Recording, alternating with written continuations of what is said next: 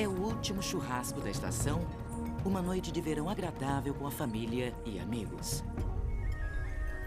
Não existe maneira de saber que uma enorme massa de rocha espacial do tamanho de um campo de futebol está se aproximando da Terra numa velocidade de 80 mil quilômetros por hora. Faltam 20 segundos para o impacto. Quando ela entra na atmosfera, o asteroide congelado se transforma em uma bola de fogo tão quente quanto a superfície do Sol. Uma nova estrela está no céu noturno, se tornando mais brilhante a cada segundo. A ionização da bola de fogo interfere nos sinais de rádio e TV num raio de 1.600 quilômetros. Um impacto a 40 quilômetros de distância transforma a noite em dia. A energia de 100 bombas nucleares é liberada. Por enquanto, tudo é silêncio. 7 segundos depois do impacto, a onda de choque começa. Enquanto o solo treme, ventos de velocidade supersônica arrasam toda a região.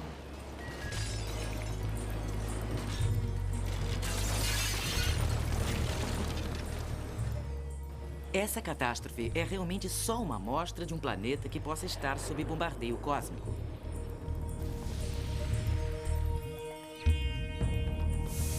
Continuamos a receber esses golpes diariamente. A maioria deles são pequenos. Alguns são potencialmente tão grandes quanto aqueles que exterminaram os dinossauros. É por isso que vamos conhecer esses cometas e asteroides mortais.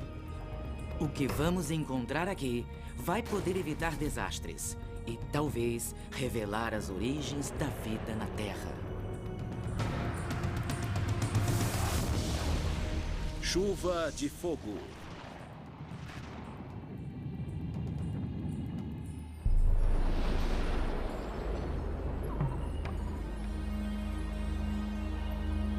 É difícil imaginar o perigo que uma bola de fogo do espaço representa. Mas na manhã do dia 18 de janeiro de 2000, moradores de uma cidade remota do Yukon canadense receberam uma mensagem ao despertar. Boa tarde, eu sou Peter Novak com as notícias da CBC de Yukon. Testemunhas dizem que a explosão iluminou o centro da cidade de Whitehorse como se uma lâmpada gigantesca estivesse acesa.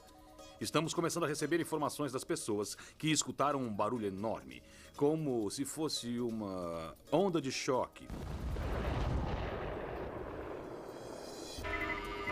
Cuidado! Departamento de polícia. Oi, Jim. O que está acontecendo? Que tamanho você acha que era?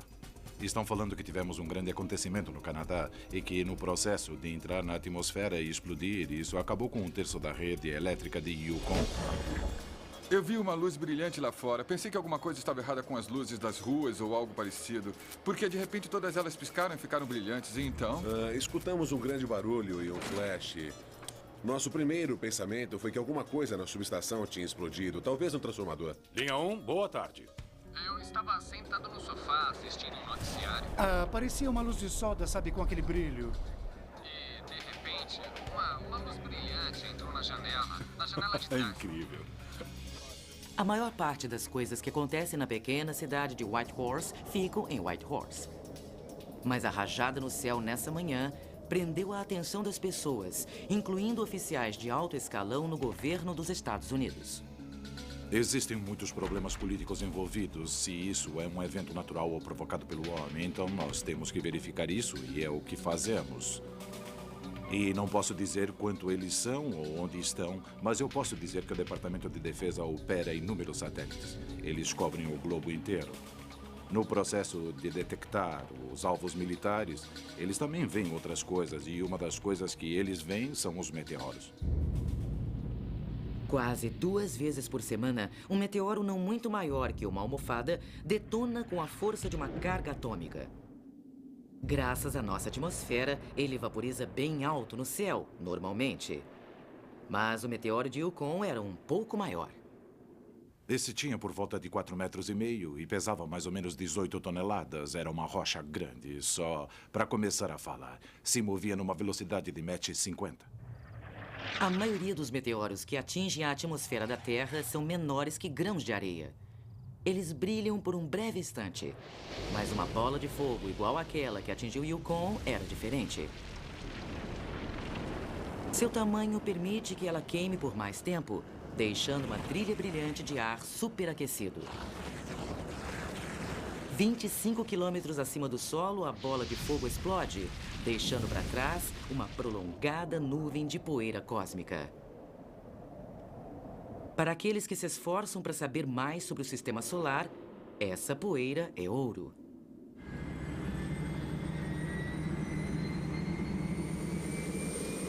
A NASA tem um jato de grande altitude, especialmente projetado para recolher poeira espacial.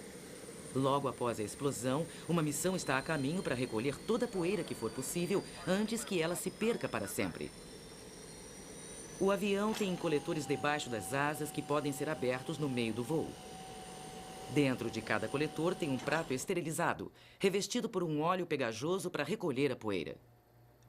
É um pedaço de papel pega-mosca de $1 milhão, mas para os cientistas, perseguir uma bola de fogo é a única esperança de recuperar alguma coisa de um meteoro.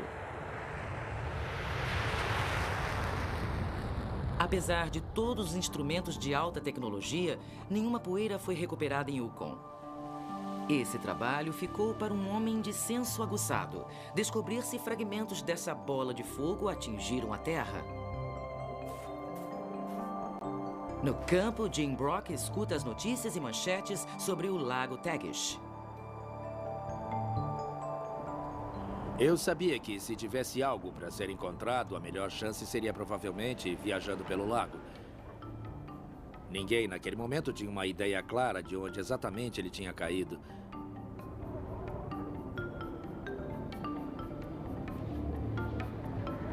Quando eu encontrei, estava ficando escuro. Já estava bem escuro, eu tive que acender a lanterna. E, na verdade, eu passei por alguns deles antes de ver. Porque a maioria deles eram pequenos pedaços desse tamanho, e os primeiros que vi eram desse tamanho. Pareciam pedaços de carvão deixados em um monte de neve. Eu parei, peguei alguns e comecei a verificar, pois não havia nenhuma razão óbvia para eles estarem ali. Encontrar um meteorito é raro, mas encontrar vários no gelo com o conteúdo deles ainda congelado é excepcional. A decisão de Jim Brock de pegá-los usando bolsas plásticas nas mãos transformou isso em um grande acontecimento. É uma experiência ímpar.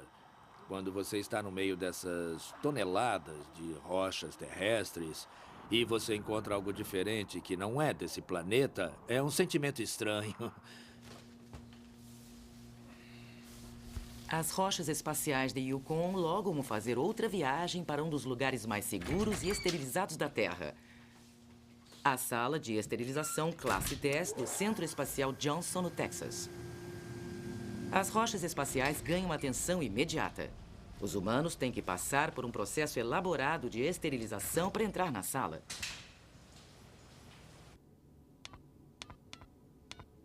O mineralogista cósmico Michael Zolensky recebe várias rochas que foram enviadas, mas nem todas vieram do espaço.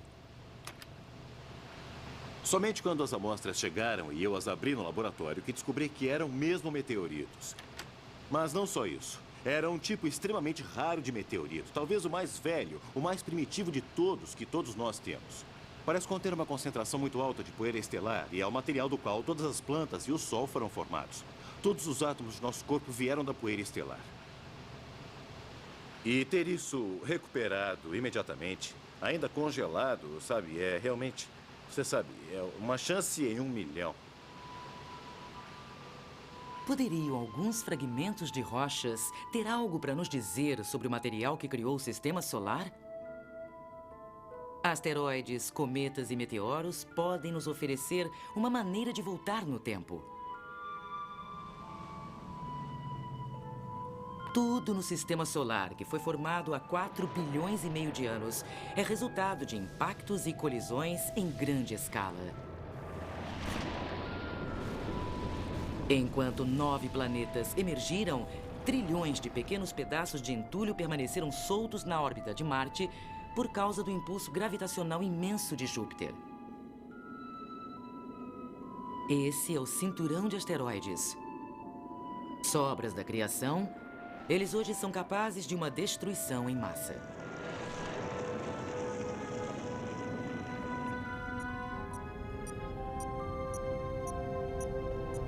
Bom, nosso sistema solar não é só o Sol e os 9 planetas como nos ensinaram no colégio. Existem também milhares, milhões de cometas e asteroides que são chamados de pequenos corpos do sistema solar. Eles não só representam a mistura química que formou o sistema solar. Eles têm o péssimo hábito de correr ao nosso encontro de tempos em tempos. O mesmo mecanismo que não permite que eles se tornem um planeta por causa do vizinho Júpiter, os empurram dentro da órbita da Terra. Em um consenso real, vamos ser atingidos. Não é uma questão de como, mas uma questão de quando.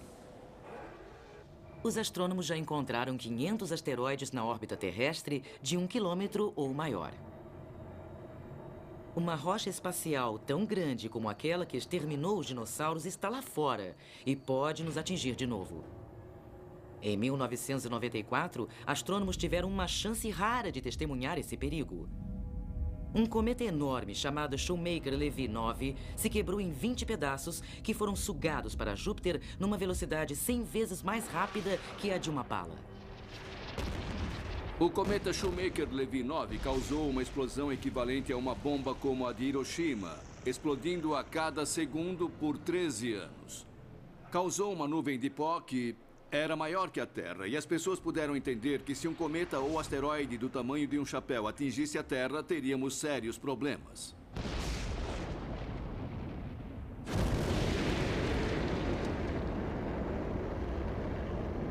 Da noite para o dia, bolas de fogo visíveis se tornaram assunto de segurança global. Uma espaçonave chamada Near Shoemaker foi lançada para checar um asteroide chamado Eros na órbita de Marte.